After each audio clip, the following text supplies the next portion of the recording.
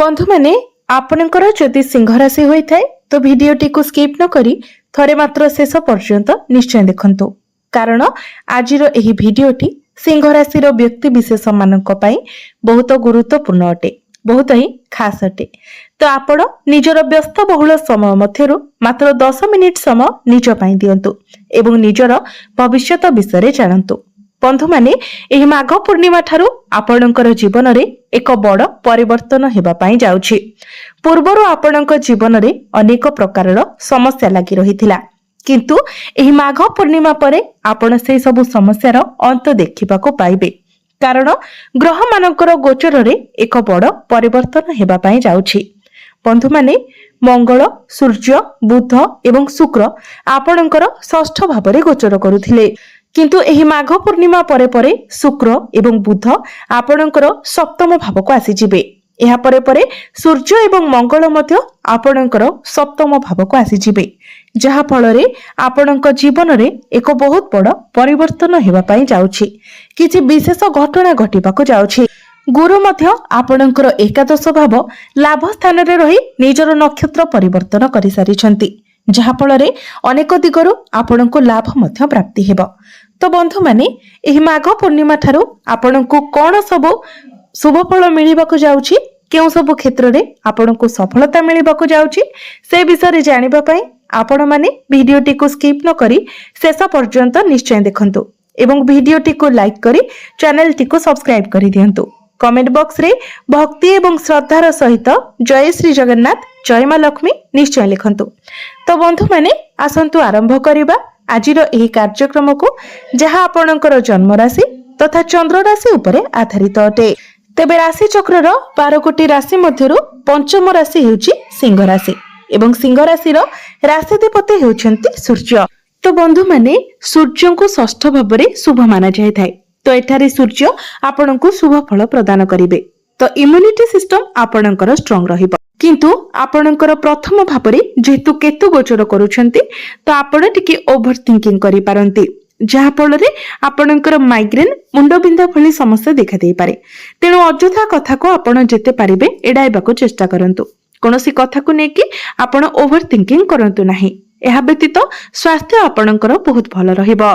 शिक्षा क्षेत्र जदि कहिबा तो विद्यार्थी मानकु मध्य बहुत अधिक सफलता मिलिबाको जाउछि कारण आपणकर पंचम भाव शिक्षा भावर अधिपति गुरु आपणकर एकादश भावरे लाभ स्थान रे गोचर करूछंती एवं निजर स्वगृह आपणकर पंचम भाव को ही देखुछंती। शनिकर दृष्टि मध्य आपणकर पंचम भाव उपरे रहुछि। तो ज्ञानर कारक ग्रह एवं न्यायर कारक ग्रह दुहींकर दृष्टि आपणकर पंचम भाव उपरे रहुछि जहा फल रे आपणक मध्यरे ज्ञान बढ़िबो एवं आपणक सहित न्याय मध्य हेबो। अर्थात आपणकर शिक्षा क्षेत्र रे जदि किछि पेंडिंग रहितिला आपणकर पाठ पढ़ा रिलेटेड किछि कार्य अधूरा रहितिला तो ताहा वर्तमान आगको बढ़िबो। जदि आपण कोनोसी स्थान रे एडमिशन नेबा पई चाहुतिले किछि फॉर्म फिल अप करिबा पई चाहुतिले तो वर्तमान आपणक पई बाट खोली जिवो। जेतु शुक्र एवं बुध एही माघ पूर्णिमा परे परे आपणकर सप्तम भाव को आसी जिबे एवं आपणकर प्रथम भाव को देखिबे तो आपणक मेंटालिटी बहुत शार्प रहिबो। आपणकर बुद्धिमत्ता बढ़िबो। आपणकर कम्युनिकेशन स्किल बहुत भल रहिबो। पाठ पढ़ा रे आपण निजे ही फोकस करिवे तो आलस्य को आपण निज ठारू दूरेई दियंतु एवं पाठ पढ़ा रे आपण जेते पारिबे फोकस करंतु। शिक्षा क्षेत्र रे आपणको बहुत अधिक सफलता मिलिबाको जाउछि। एही माघ पूर्णिमा परे जदि आपणकर किछि एग्जाम अछि कॉम्पिटिटिव एग्जाम अछि सरकारी स्तर रे किछि परीक्षा अछि तो निश्चित भाव रे सेथिरे आपणको सफलता मिलिबो एवं जदि आपण किछि फॉर्म फिल अप करिबा पई चाहुतिले किछि एडमिशन नेबा पई चाहुतिले तो सेथि पई मध्य समय आपणक पई बहुत भल रहिबो। निजर बुद्धि एवं ज्ञान बल रे आपण बहुत अधिक सफलता पाई परिबे। आपणकर प्रेम जीवन कथा जदि कहिबा तो गुरुंकर दृष्टि पंचम भाव उपरको रहुछि एवं सूर्य षष्ठ भावरे गोचर करूछंती। तो सब किछि ठीक थिले मध्य जेहेतु सूर्यंक ठारू गुरु षष्ठ भावरे एवं गुरुंक ठारू सूर्य अष्टम भावरे गोचर करूछंती तो सूर्य एवं गुरुंक मध्यरे षडाष्टक जोगर निर्माण हेउछि। तेणु सब किछि ठीक थिले मध्य मझिरे मझिरे छोट छोट कथा को नेकी आपणक मध्यरे मिसअंडरस्टैंडिंग देखा देबो। मिसकम्युनिकेशन मध्य होई पारे। आपणक मध्यरे ଯୁକ୍ତିତର୍କ କଳି ଝଗଡ଼ା ହୋଇପାରେ। କିନ୍ତୁ ଏହା କେବଳ 10 ଫେବୃଆରୀ ପର୍ଯ୍ୟନ୍ତ ରହିବ। 10 ଫେବୃଆରୀ ପରେ ଆପଣ ସେସବୁରେ ସୁଧାର ଦେଖିବାକୁ ପାଇବେ। କାରଣ ଏହାପରେ ସୂର୍ଯ୍ୟ ଆପଣଙ୍କର ସପ୍ତମ ଭାବକୁ ଗୋଚର କରିବେ।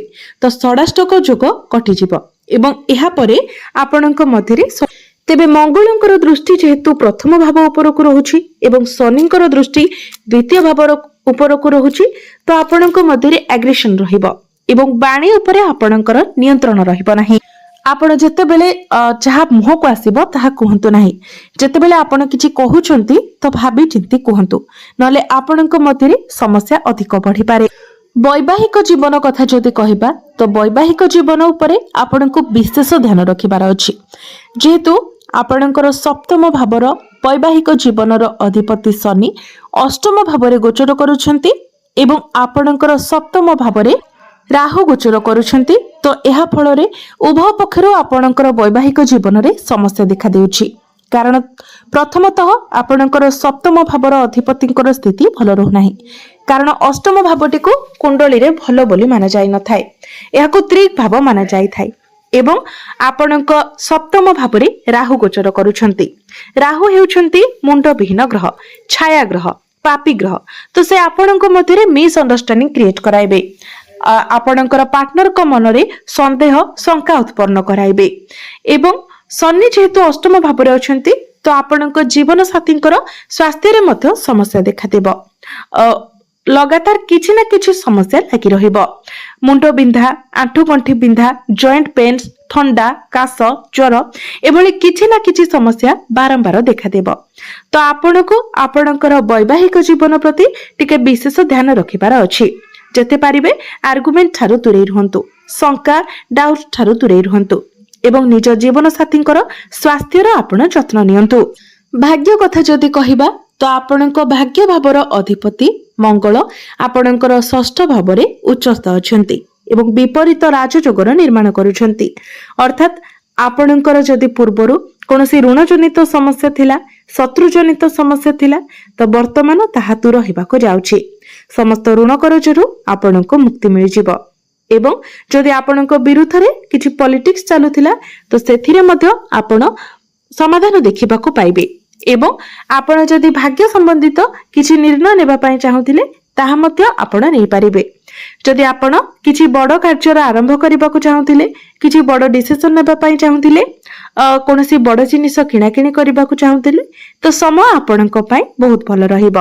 କାରଣ ଭାଗ୍ୟର କାରକ ଗ୍ରହ ଗୁରୁ ମଧ୍ୟ ଆପଣଙ୍କର ଏକାଦଶ ସ୍ଥାନରେ ଲାଭ ସ୍ଥାନରେ ଗୋଚର କରୁଛନ୍ତି। ତ ଭାଗ୍ୟରେ ଆପଣଙ୍କୁ ଲାଭ ପ୍ରାପ୍ତି ହେବ। ଆପଣ ଏହି ମାଘ ପୂର୍ଣ୍ଣିମା ପରେ ଆପଣଙ୍କର ଗୃହରେ କୌଣସି ଶୁଭ ମାଙ୍ଗଳିକ କାର୍ଯ୍ୟର ଆୟୋଜନ କରିପାରନ୍ତି।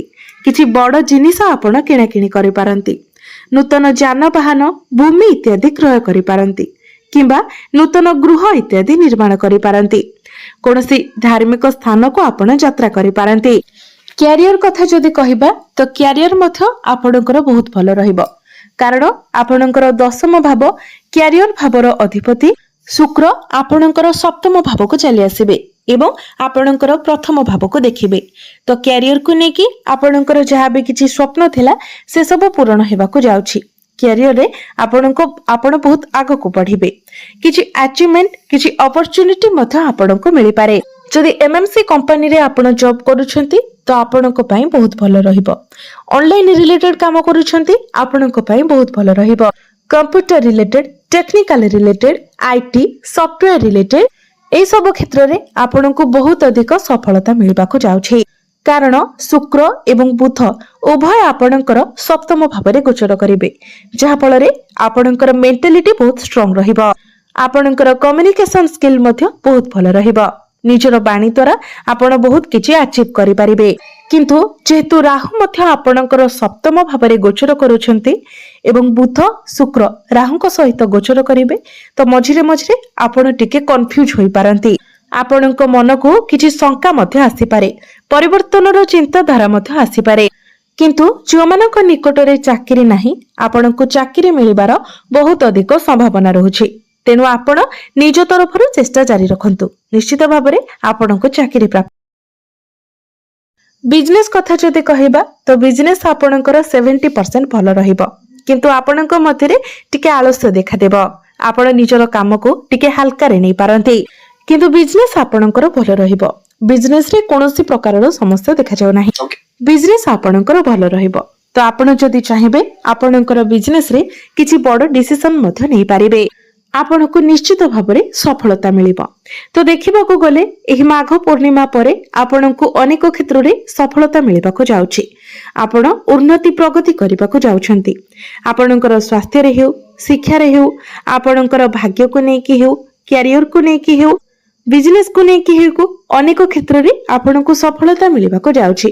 किंतु जहा सब अशुभत्व रहुछि, जे सब क्षेत्र रे आपनको प्रतिकारर आवश्यकता रहुछि, सेथिपाई आपण किछि उपाय किछि प्रतिकार निश्चित भाबरे अवलंबन करंतु। तो सेथिपाई जेहेतु आपणक राशिधिपति सूर्य अटंती तो प्रत्येक दिन आपण सूर्य को तंबा पात्र रे जलार्घ्य अर्पण करंतु। प्रत्येक दिन आदित्य हृदय स्तोत्रर पाठ करंतु एवं प्रत्येक दिन आपण हनुमान चालीसार पाठ करंतु। निश्चित भाबरे आपणको अधिक मात्रा रे शुभ फल प्राप्ति हेबो एवं जहा सब अशुभत्व रहुछि सेगुडिक मध्य खंडन होई जिवो। तो बंधु माने आपणकर जीवन मंगलमय हेउ, एहा ही ईश्वरंक निकटरे मोर प्रार्थना। धन्यवाद।